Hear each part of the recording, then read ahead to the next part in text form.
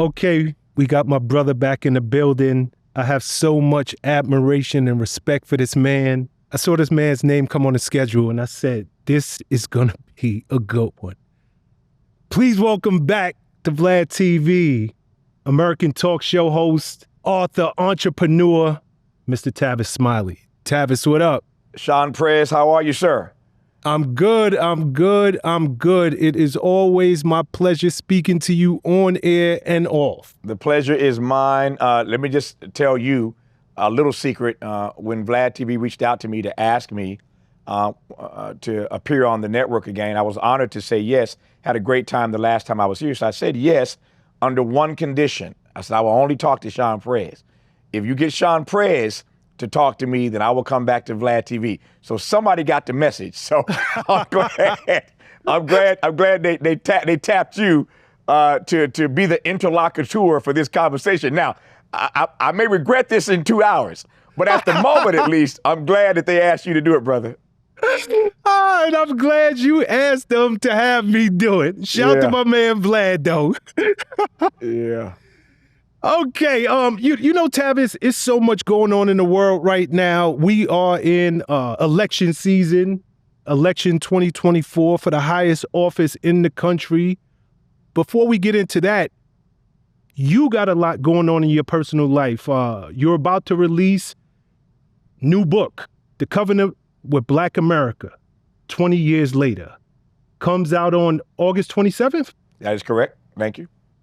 Okay. I really had to think about where I wanted to start this interview because there's so much going on in the world. And I just figured we go touch on the book because it expands into everything going on in the world right now as we know it, especially as pertains to Black Americans, African Americans. I want to start by reading the introduction to the book. And thank you so much for sending me an advance copy. First paragraph says, when we originally released The Covenant with Black America, it shocked the publishing world by climbing to #1 on the New York Times bestseller list and staying there for multiple weeks. It was the first book by a Black publisher to ever achieve #1 status on the New York Times bestseller list. I know it shocked the world, but did it shock you? Yeah, it's a good question. It did.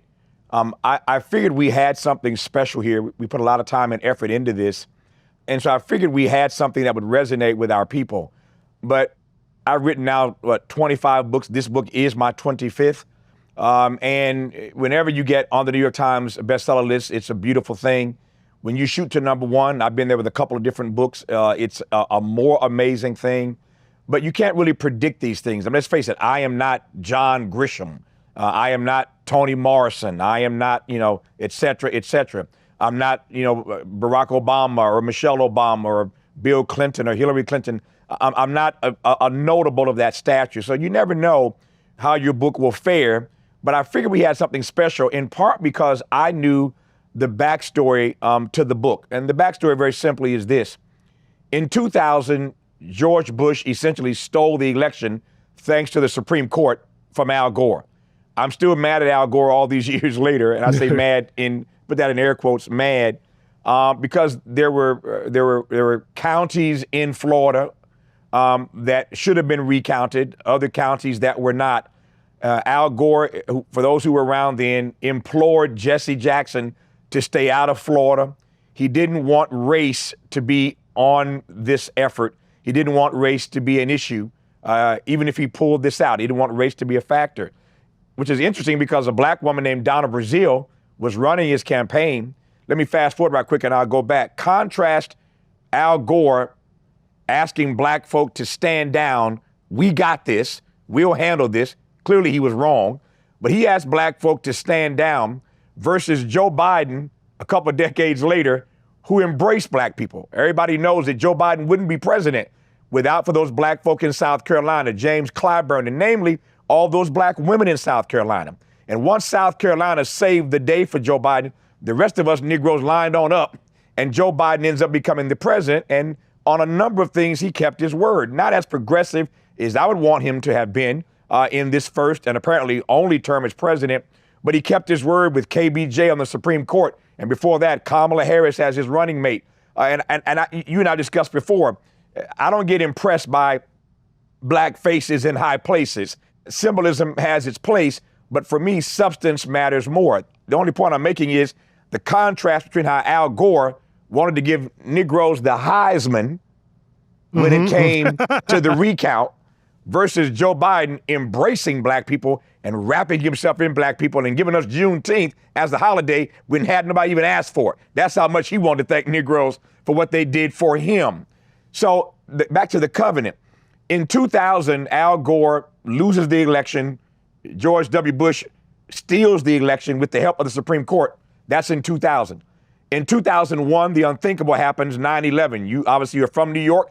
You were there. The world saw what happened on that horrific day. But that happens in 2001. So black folk are disenfranchised in 2000, born of the election.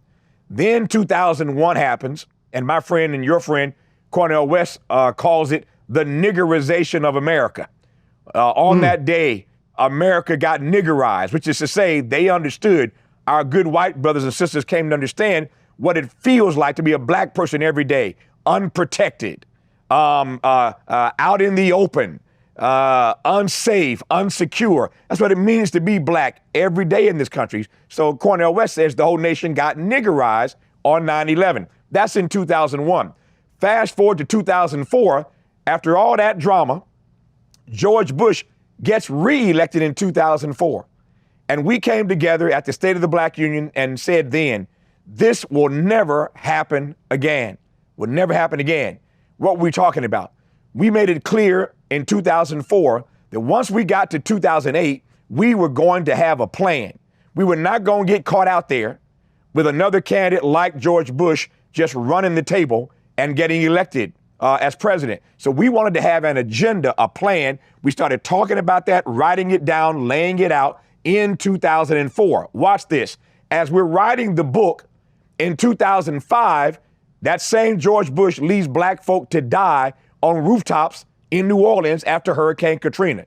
And at that point, we said, absolutely, it's time to move on this book we've been writing called The Covenant with Black America. We finished the book. We put it out in 2006, so it was actually published again in 2006, but we wrote the book, started writing it in 2004, hence the 20th anniversary. So that's a long way of answering your question. Did I know it'd be a #1 bestseller? Absolutely not. But I knew that the backstory, the trajectory that I just laid out for you meant that black folk were hungry for something, especially after Hurricane Katrina. We needed an agenda to rally around to make sure that in 2008, we could put somebody in the White House that would care about the things that matter to us so that when Barack Obama shows up in 2007, Black America was ready.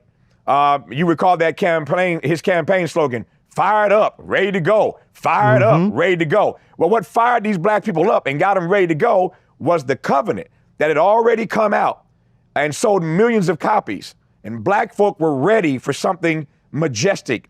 In our lives, there's what we call chronos and kairos. Chronos is the passage of time.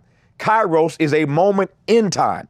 And so we've been living our chronos lives, but that kairos moment where Obama shows up at the right time, at the right place, the book has come out, millions of copies have been sold. Black folk are ready to go. And Barack Obama ends up being our choice. The rest, as they say, is history. But the backstory to the book let me know that black folk, again, were ready. They were hungry. They had had enough. And so I thought the book would do well, but no idea it jumped to #1 on the list.